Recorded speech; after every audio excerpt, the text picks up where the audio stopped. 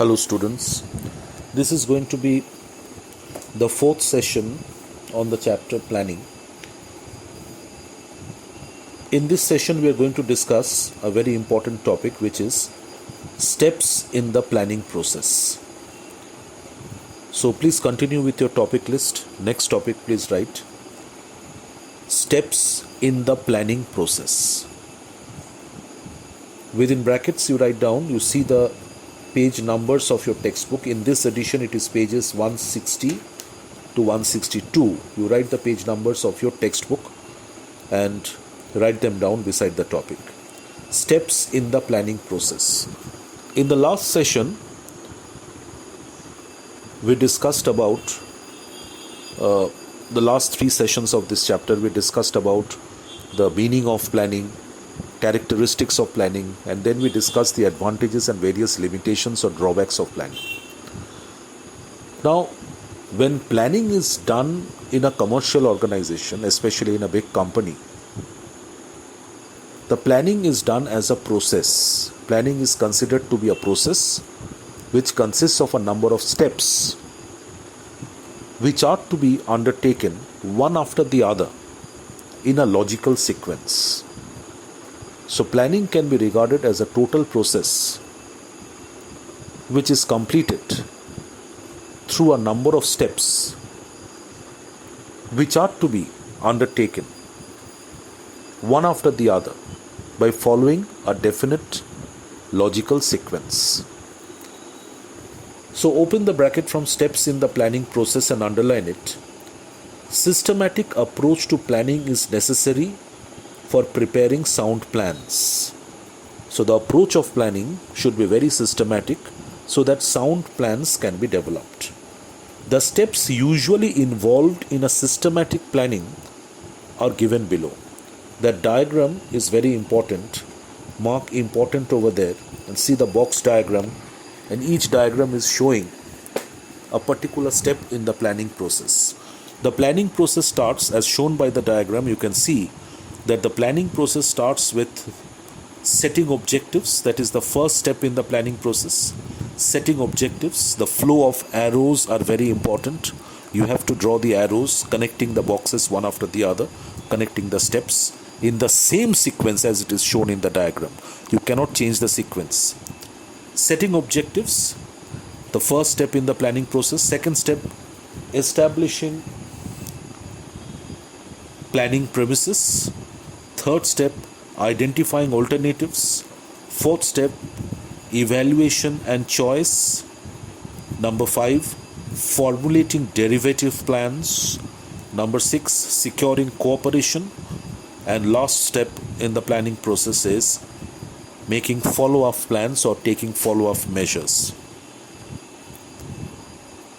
So these are the different steps in the planning process. Now each step has to be described in detail. Number 1, setting objectives. Number 1, setting objectives. Now in the first step of the planning process, the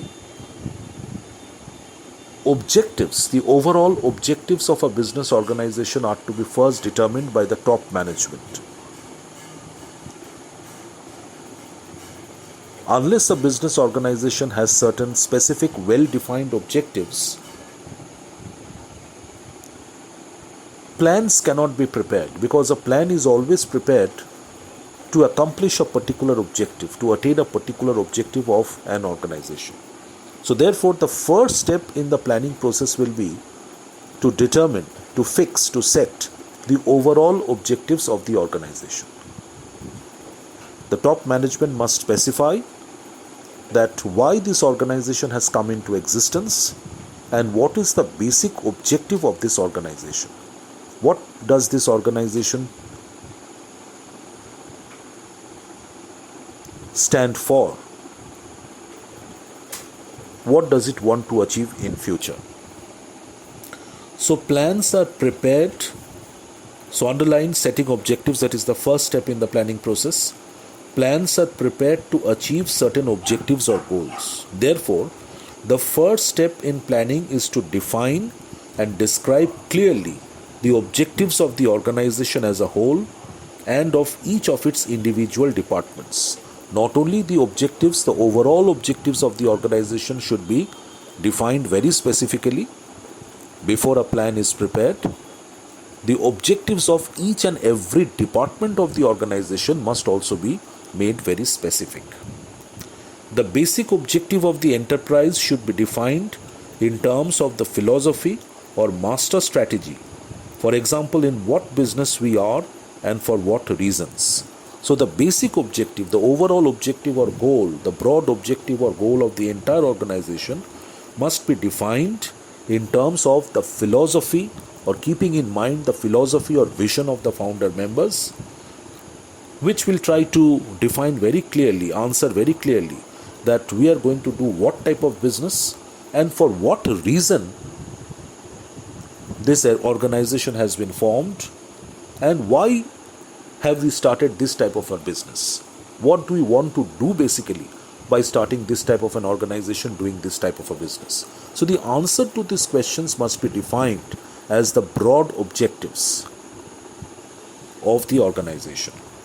Major objectives should be very clear and specific, and they should be broken down into departmental, sectional and individual objectives. So the broad objectives of the organization, the overall objectives of the organization must be very specific, must be very clear, and the departmental or the sectional or the divisional objectives must be derived in conformity with the broad objectives of the organization. So the objectives of every department, division or section of the organization must be derived from the broad objectives of the organization. For example, a company's main objective may be to increase profits by 25% during the next year. From this goal, the production and sales target should be decided. A very good example is given. You can use this example in your answer while you are defining the various steps in the planning process. That the overall, a broad objective or goal of the organization has been set by the top management, that the company will try to increase its percentage of profit by 25% in the next accounting period. So that is the broad objective set by the top management. Now, in order to achieve this broad objective, the objective of the sales department and the production department for the next accounting period shall be determined. So the departmental objectives are derived from the main or overall objective of the organization. Objectives provide the rationale for undertaking various activities. Objectives tell the management very clearly that what sort of activities and why these activities are to be undertaken. So objectives provide the rationale, the reasons for undertaking various activities and indicate the direction of efforts. You can close the bracket after that. So this is the first step in the planning process, which is setting objectives, broad objectives of the organization, as well as departmental, divisional or sectional objectives. Now open the bracket from step number 2, developing the planning premises, and underline it. The second step in the planning process is to make certain assumptions, which are called planning premises, on the basis of which or upon which the main plans are going to be developed. In order to formulate a particular plan, certain assumptions are to be made, certain premises are to be developed regarding the conditions which are about to prevail in future.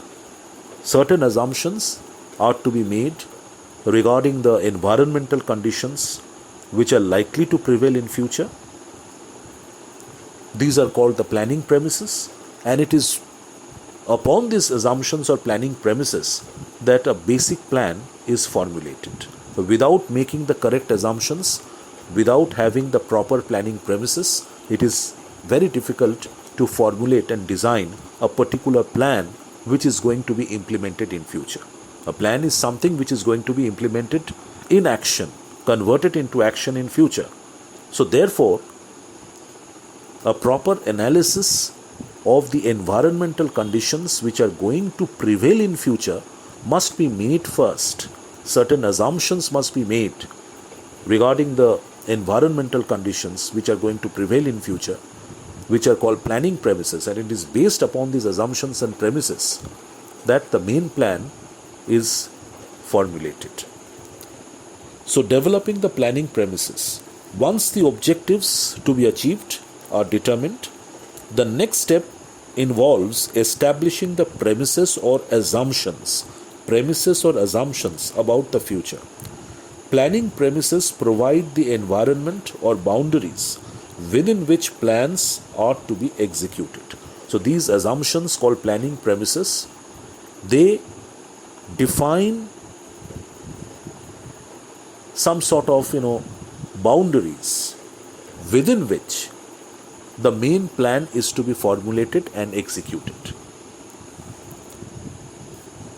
These are established with the help of forecasting future conditions and events which are likely to influence the pursuit of objectives.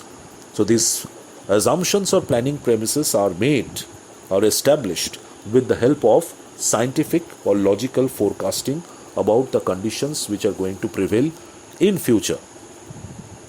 Certain assumptions about the conditions expected to prevail. Please cancel the word prevent, it's a printing error. It should be to prevail.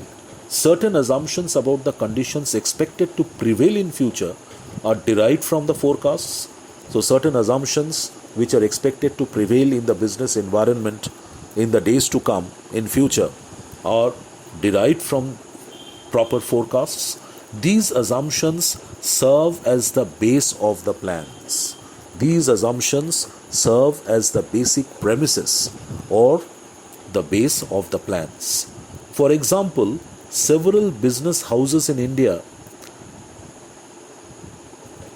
prepared plans for expansion of their business when the government announced its policy of opening up the telecommunications and insurance sector for the private enterprises. Their plans were drawn up on the assumption or premises that demand for these services will increase. So you can close the bracket after this. So one example is given to make you understand that why these assumptions or planning premises are very important. So 1991 onwards, India started opening her doors to the foreign companies, to the foreign multinationals. The government, there was proper economic reforms, major economic reforms were made from the year 1991 onwards, when Dr. Manmohan Singh became the finance minister of our country. And the era of privatization and liberalization started from that period, from that time onwards. So, when the government slowly and steadily opened up those sectors in the economy which were entirely controlled by the public sector since then, so it gave impetus for starting new types of business organizations in new areas, in new sectors by the private entrepreneurs in our country. So when the government took the major decision of privatizing the telecommunication sector of our country, previously the government had a monopoly in running the telecommunication sector in our country. So but when the government adopted the policy of privatizing the telecommunication sector, it is based on this change, a major change which took place in the business environment in terms of government policies, that a number of business organizations made the forecast that the demand for telecommunication services are going to increase at a rapid pace in our country in the days to come. And it is based on this assumption that these companies came into the telecommunication sector and developed plans on the basis of such an assumption. So this is what planning premises are, and that is why they are so very important. Now step 3, come down to step 3 and open the bracket, identifying alternative courses of action. Underline, the third step in the planning process is to identify alternative courses of action. Now once the objectives are set, major objective, departmental objectives, the planning premises, the assumptions have been made regarding conditions which are to be prevail in future, the planning premises have been developed. Now the management will try to identify various paths,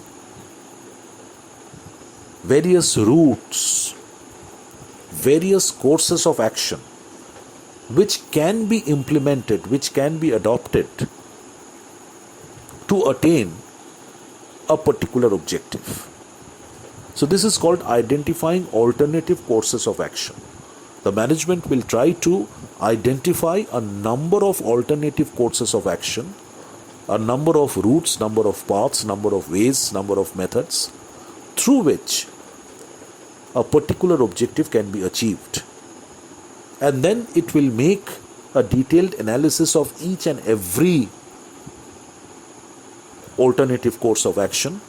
It will analyze the plus points and the negative points of each alternative course of action for the purpose of finding out, for the purpose of selecting the best possible course of action which can be applied, which can be implemented in the given circumstances, with the given resources and with the given infrastructure.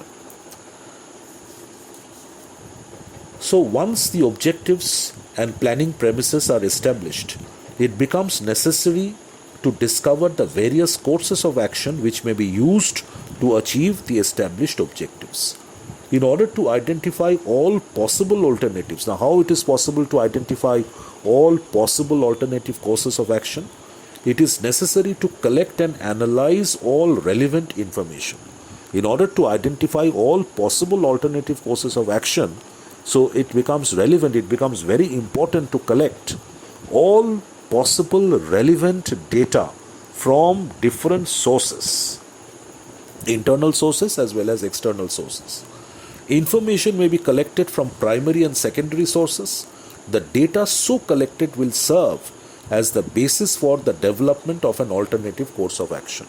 From one set of data collected from a particular source, from one set of information collected from a particular source, one course of action can be designed. From another set of data coming in from another source, another alternative course of action can be developed.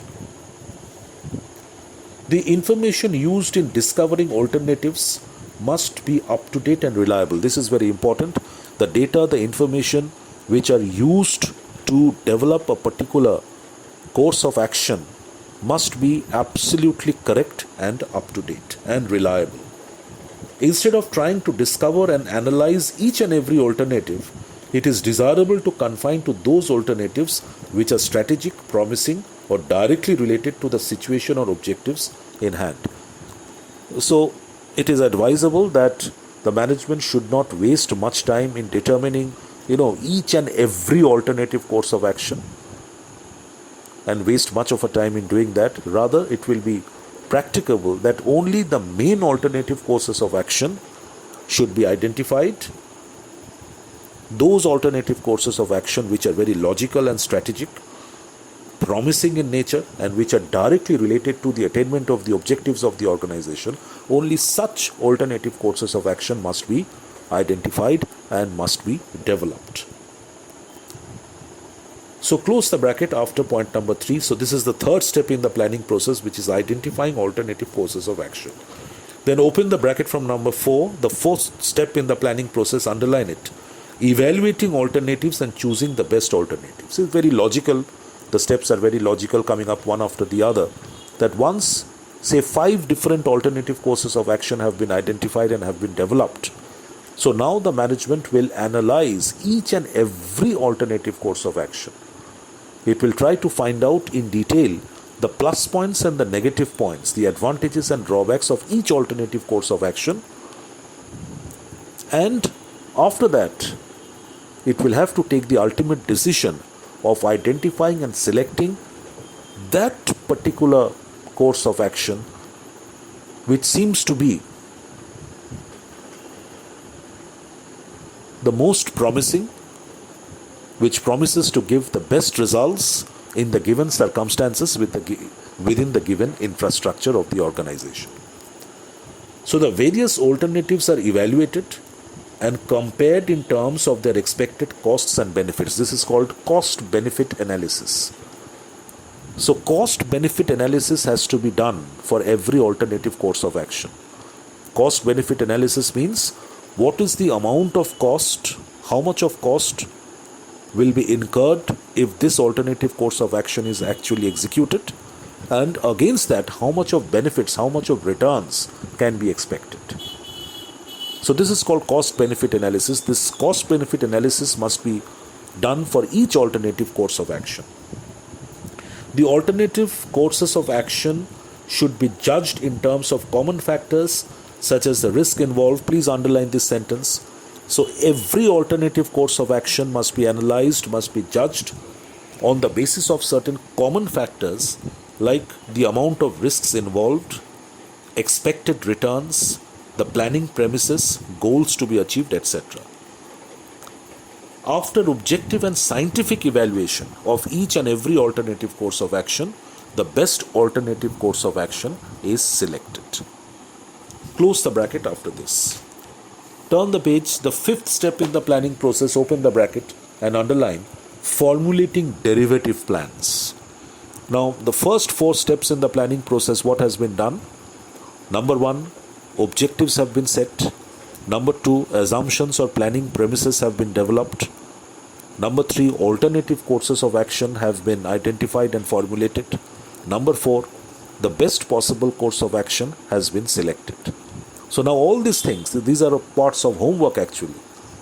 So after doing all these things, after the first 4 steps in the planning process are completed, now the 5th step is actually developing or formulating the derivative plans. What is the meaning of the word derivative? Something which has been derived from certain things. So formulating derivative plans means it is on the basis of the objectives, planning premises, which have been already established before. The major plans of the organization are now to be derived and formulated. So after the basic plan is decided, the next logical step is to develop the detailed plans for its implementation.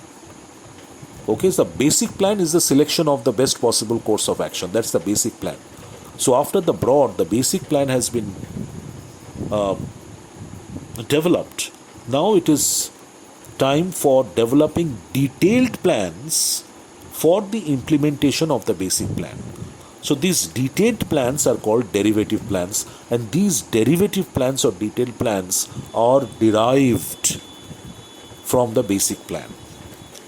These detailed or derivative plans refer to, please underline this sentence, there can be a number of derivative plans or detailed plans which can be derived from the basic plan. These detailed or derivative plans refer to the policies, procedures, rules, programs, schedules, budgets, etc.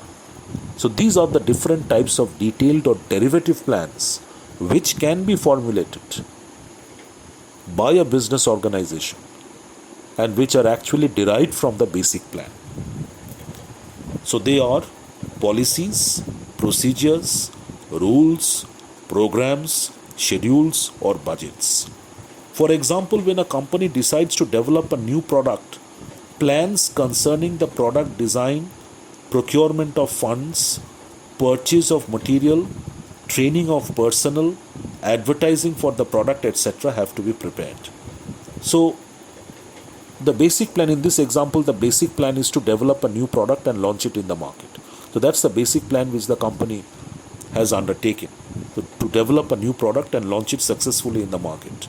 So in order to implement this basic plan, convert this basic plan into reality, a number of derivative plans are required to be made, like plans regarding product designing, then plans regarding procurement of funds, plans regarding purchase of materials from the suppliers, plans regarding training of personnel who will be able to manufacture such a new product in the factory, plans regarding the advertising campaign to be made for the product, etc. have to be prepared. So these are all derivative plans. Proper timing and sequencing of plans should also be done. Proper timing and sequencing of these plans should also be done. Number 6, securing cooperation. So once the basic plan has been prepared, and on the basis of the basic plan, the derivative plans have also been designed, have also been formulated. Now in the 6th step, the second last step, the penultimate step of the planning premises, the management should try to explain the basic plan and the derivative plans to all members of the staff, to all employees and workers, and seek their cooperation so that these plans can be implemented in reality. Unless every member of the staff, every employee, every worker, every junior level, lower level manager, middle level manager, they accept these plans, they know exactly what these plans are, what these plans are meant for, so they won't be able to accept these plans and work according to the plans. So they can show resistance. They may not welcome implementation of these new plans. So therefore, the top management, after the plans have been developed, must make a sincere endeavor first to make the subordinates understand what these plans are, what they are meant for, how are they going to benefit the organization and the employees as a whole, explain the plans to them in detail, and seek full cooperation from all workers and members of the organization for implementing these plans successfully in the organization. So successful implementation of plans requires the understanding of these plans and wholehearted cooperation of all the members of the organization. Therefore, plans must be communicated and explained in detail to all employees so that they have an understanding of what is proposed to be done and why it is to be done. Please mark this sentence, underline this sentence. Therefore, plans must be communicated and explained by the top management in detail to the employees so that they have an understanding of what is proposed to be done and why it is to be done. When plans are communicated to workers, some useful suggestions and ideas can also be received. So when the management is explaining the plans to the workers can also give their important tips, important suggestions so that the plan becomes more effective. And such suggestions must be accepted and incorporated. Employees should be motivated to execute the plans to the best of their abilities. The management should try to motivate the employees to execute the plans to the best of their abilities. And the last step in the planning process is the follow-up actions. Please underline. And after the plans have been explained, the plans have been implemented in the organization. Now at regular intervals, the management must take a feedback from the workers, from the employees, from the lower level managers to see that whether the plans which had been formulated and which are now being implemented are producing the desired results or not. So if the plans are producing the desired results, then the organization will stick to the plan, the top management will stick to the plan as long as it is possible. Now, if the plan after being implemented is not giving sufficient results, the desired results, then the management will try to bring about certain changes in that particular plan. So that is follow-up actions. Existing plans are reviewed at periodic intervals to ensure their relevance and effectiveness. After implementation of the plans, certain facts may become known that were not even thought of earlier. So whenever necessary, the plans must be revised. Please underline this sentence, is very important. Whenever necessary, if it is necessary at all, the plans must be revised in the light of these facts and the changes taking place in the business environment. Continuous revision of plans enables the management to draw up subsequent plans on the basis of experience gained in the process of implementing the previous plans. So close the bracket after this. So these are the 7 steps which are to be followed one after the other in this particular sequence, which completes the process of planning in an organization. To complete the process of planning in an organization. The next topic, after steps in the planning process, mark it important. Mark this topic very important. Steps in the planning process. After this topic, write this topic which is important for objective questions. Write down different types of planning premises. Different types of planning premises. It is page number 161 in this edition. You see the edition which you have and write down the page number. Different types of planning premises. So open the bracket. Planning premises may be of the following types. Open the bracket from there. Now we discussed that the second step in the process of planning is developing the planning premises, is to identify and make certain assumptions regarding what sort of situations are going to prevail in future, especially in the business environment, on the basis of scientific forecasts. So these assumptions are called planning premises. Now these planning premises can be of different types. Number A, tangible and intangible premises. Please underline. 2 types of premises, a pair of planning premises are given in each point. Tangible and intangible premises. So you have to understand the meaning of each type of premise, and if possible, you supplement your answer with an example. Assumptions which can be expressed in quantitative terms. Premises are assumptions. So assumptions which can be expressed in quantitative terms are called tangible premises. So planning premises, assumptions which can be measured and expressed in some quantitative terms are called tangible premises. For example, units of production, amount of capital to be invested, amount of time to be allotted for executing a particular work. So these are all tangible premises. On the other hand, intangible premises like employee morale, goodwill of the enterprise, motivation, etc. cannot be expressed in quantitative terms. So planning premises which cannot be expressed and measured in quantitative terms are called intangible premises. Examples of such premises are the level of morale of the employees, the goodwill of the organization, the motivational factor, the degree of motivation with which the workers work in the organization. So these are all intangible premises because they cannot be quantified in terms of certain units or quantitative terms. Next, number B, internal and external premises. Please underline internal and external premises. What are internal premises? Assumptions about the internal working of the enterprise are known as internal premises. Now, what sort of situations will prevail inside the organization in future? So assumptions regarding that are called internal premises.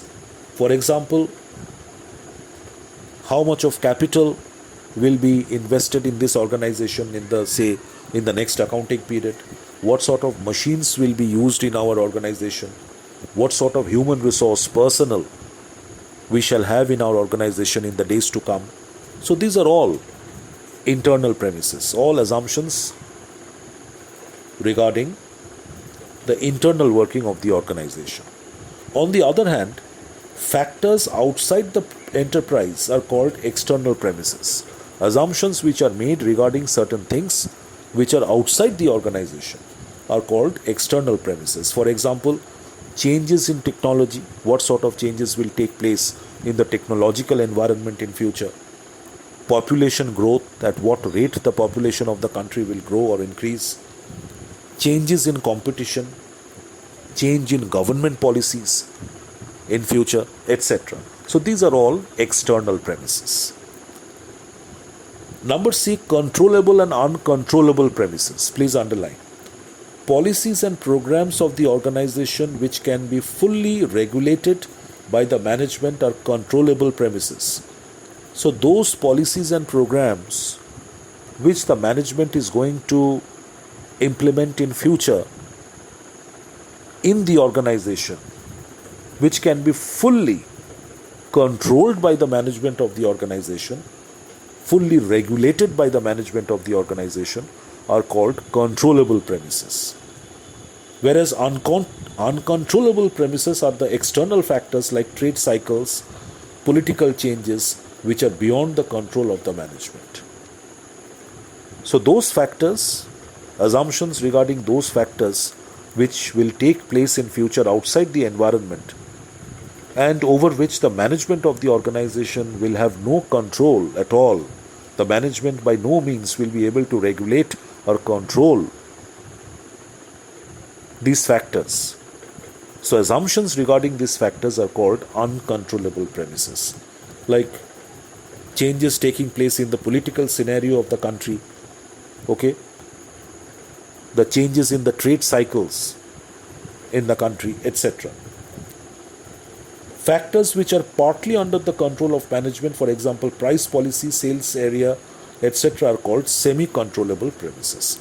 So please close the bracket after this. So these are the different types of planning premises or assumptions which are made regarding the situations which are going to prevail in future in and outside an organization. And it is based on these premises or assumptions that the management will have to develop plans. So I will end this session over here. In the next session, we are going to discuss one by one the different types of derivative plans. Thank you.